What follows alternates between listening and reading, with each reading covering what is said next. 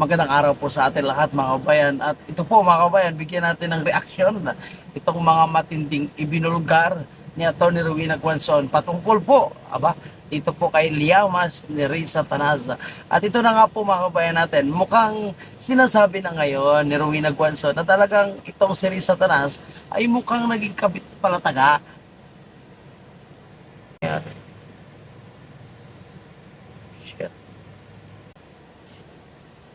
Magandang araw po sa atin lahat mga kabayan. At ito nga, bigyan natin ng reaksyon itong napakatinding pasabog po ni Rowena Guanzon patungkol kay Liamas at kay Risa Hontiveros. Kasi alam naman natin ang kwento dito kay Atty. Rowena Guanzon kung saan nagkaroon nga ng trending videos na videohan po siya at talagang galit na galit po siya doon sa isang Chinese dahil sa pambabastos sa kanya. So hindi na natin kailangan ikwento yung buong pangyayari. Pero alam nyo na marami po yung nagbabatiko sa kanya. Yung hindi lang katanggap-tanggap para kay Atty. Rowena Guanzon dahil mismo yung mga kaalyado niya, kakamping, mga akbayan na yan, no, kagaya nila Risa Hontiveros, itong sila Liamas, yung umaatake ngayon sa kanya. Kaya para kay Atty. Rowena Guanzon, tumigil-tigil sila dahil hindi po sila tatantanan nito si Atty. Rowena Guanzon. Ito na nga po mga kabayan natin at puntahan na po natin at bibigyan ng reaksyon itong tinawag ni Atty. Rowena Guanzon na si Potato Corner at syempre itong gumanda lang daw po dahil sa pera ng PhilHealth. Panoorin natin dito sa kanyang interview. Mas, post ko siya na, ay, buwaba sa listing ko, wala akong Rolex at wala akong Gucci. O, Yamas, marami ka namang baril. Bakit nawababa ang listing mo? Di ba nahuli ka ng illegal possession ng firearms?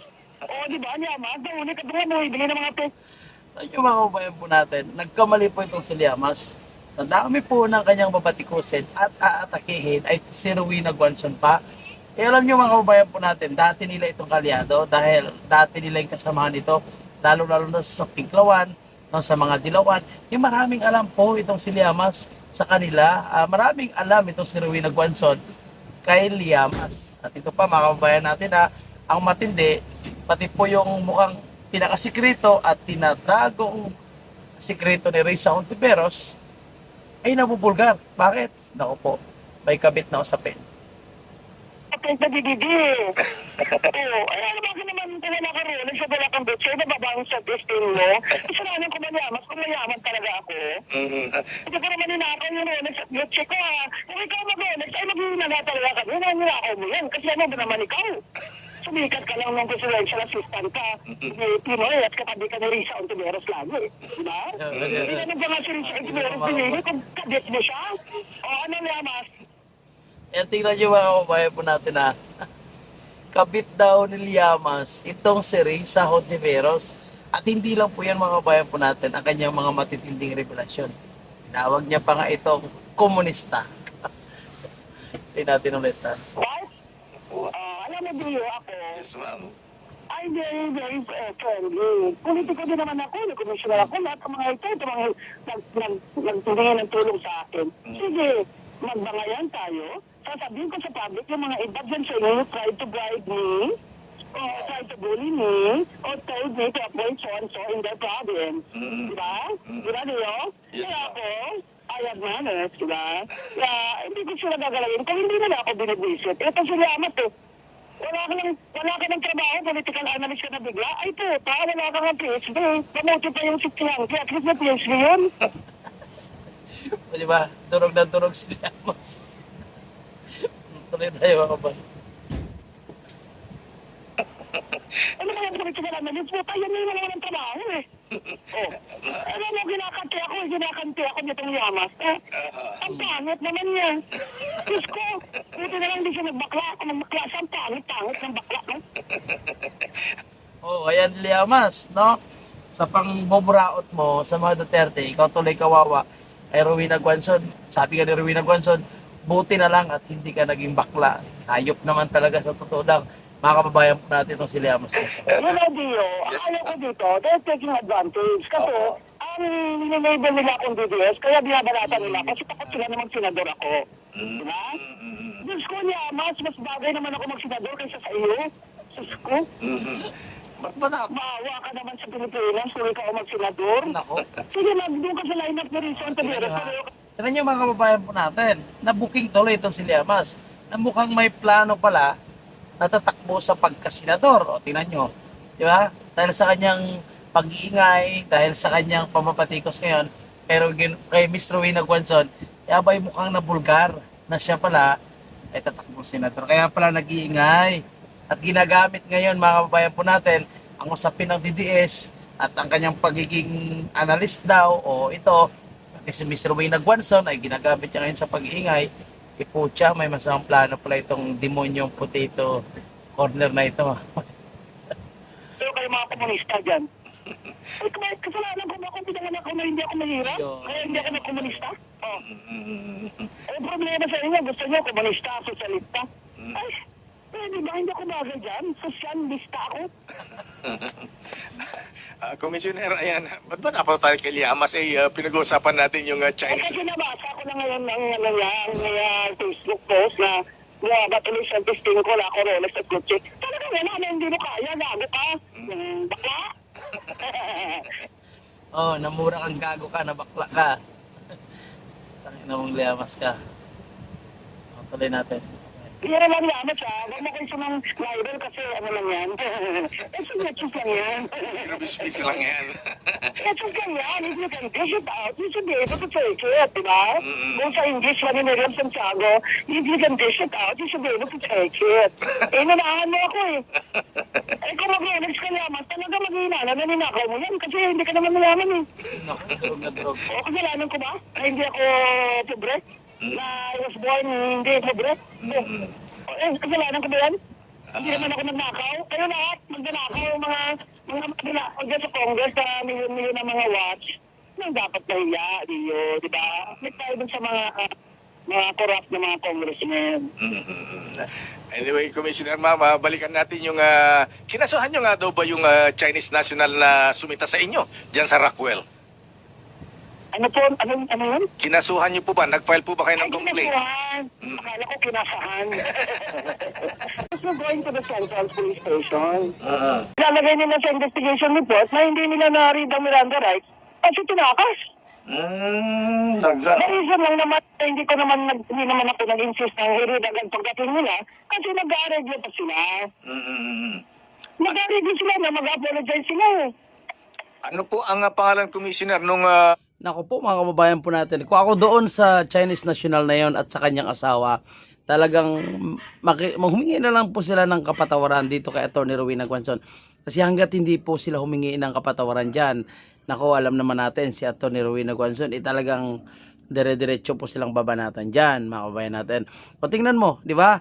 Yung kay Llamas at Risa Tanas, tingnan mo, tuloy-tuloy po ang pagsasalita ni Atty. Rowena Guanzon. At nakikita ko hindi po sila titigilan dyan. Lalo-lalo na tuloy-tuloy lang aatakihin itong si Rowena Guanzon. Itong mga akbayad na ito, sinasabi. Naku po, nagkamali po sila dito mga kabayan natin. O, tuloy natin to. Maganda pa mga banat dyan eh, Atty. Rowena Guanzon. Tuloy tayo. mag-asawa na... Chong. Ano pong full name? Chong. Ano pong full name? Di yun ako yung full name. Manix Chong. M-A-N-N-I-X Chong. Manix. Yan ang sa ID. Yan ang sa ID niya. Manix Chong. Taga saan po siya? Sila. Ay, hindi po sila taga Rockwell, pero hindi ko na Aywan nakita din. kung taga saan sila. Hindi po sila taga Makati. Ayun lang Pero pala eh. bandira naman, kami pa nakatira doon, ako pa palayasin niya. Grabe naman, ang lakas naman ng loob niya. Sabi ko nga, Pilipino, hindi ganun eh. Diba? Pag may umubo na matanda, Opo. Iniintindi. diba? Pag may umubo na matanda, sasabihin mo pa, "Ay ma'am, binigwasa." Diba ganun? Ayan. Ganun naman eh. Diyan sa Rockwell, ganyan naman daw mga tao dyan, mga coaches o babait. Diba ganun daw mga Pilipino? Kaya alam ko na hindi siya Pilipino kasi ginawa niya yun sa akin. Walang Pilipino na gaganito. Akala ko, ma'am, Pilipino, napaka sa mga helpful sa mga citizen. Oo, tama.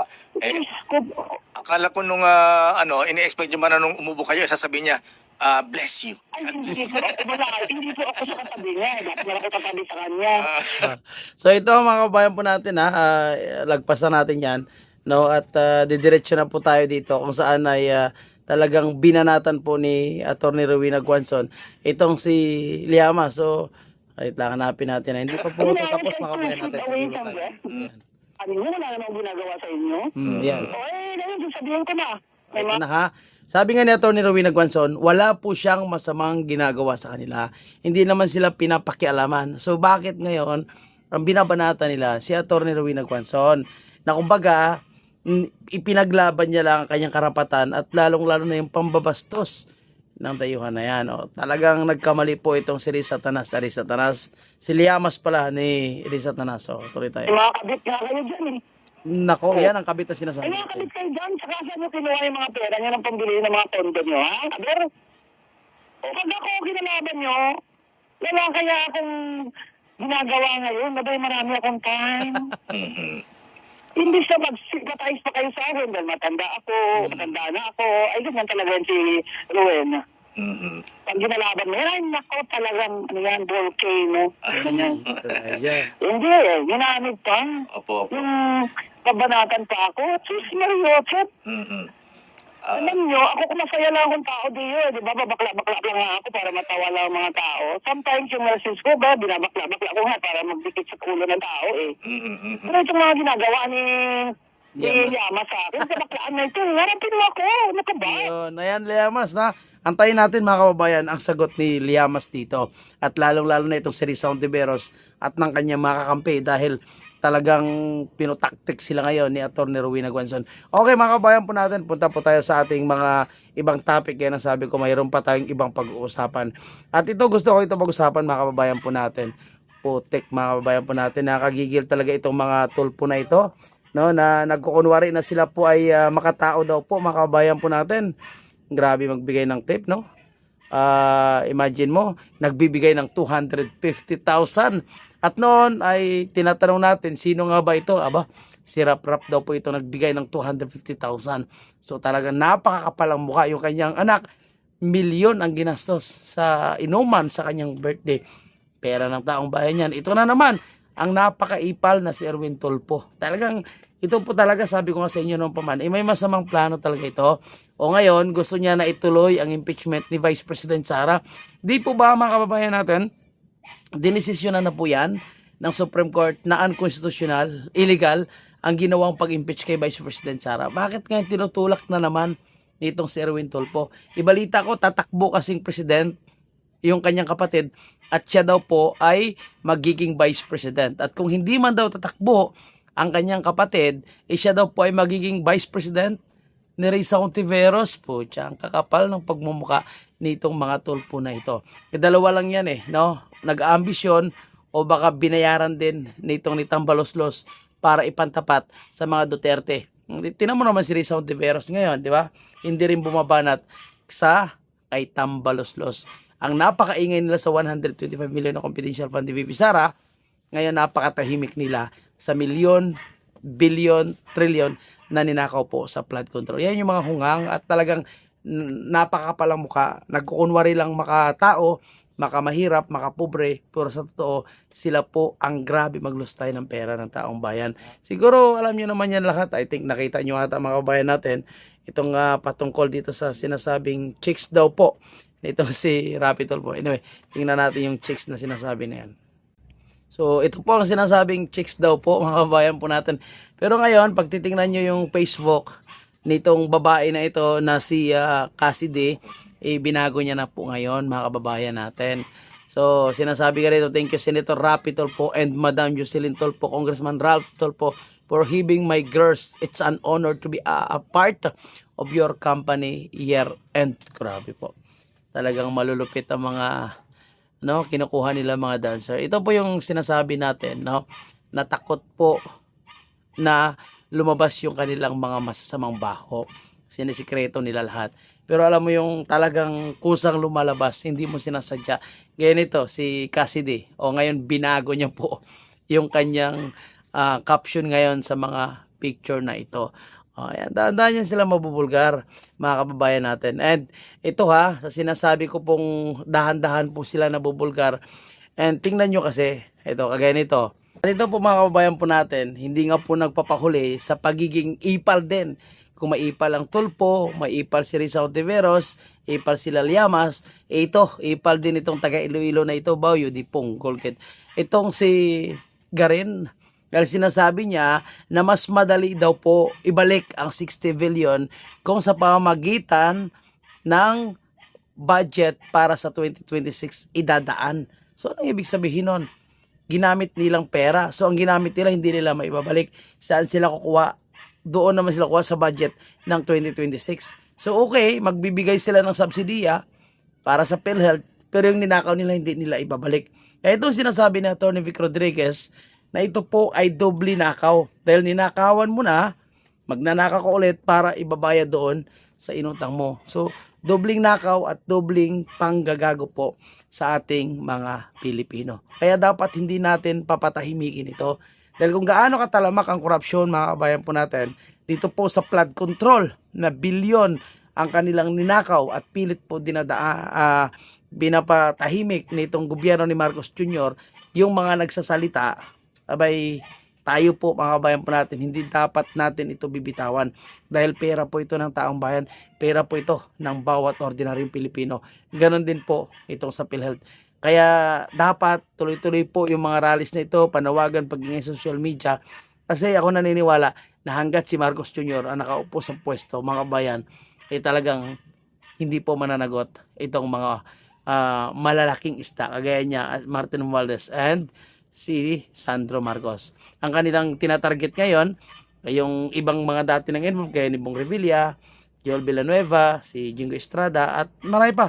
Pero sa totoo lang, ang daming kontraktor dyan na mga kongresista, na mga mayaman, na mga supporter ni Bongbong Marcos. Pero hindi po pinapaimbestigahan. Mas inuna pa nila si Kiko Barsaga na nagsalita lang against corruption. Pinagkaisahan pa nila. At yung mga involved sa corruption, yun pa, yung nagpa-suspend sa kanya.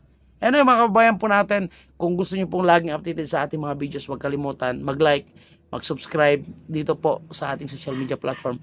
At yung ginagawa po nating pangangampanya, itong Tay Kami Naman signature campaign, signature drive para sa petition sa Supreme Court ng agarang pagpapauwi kay President Duterte.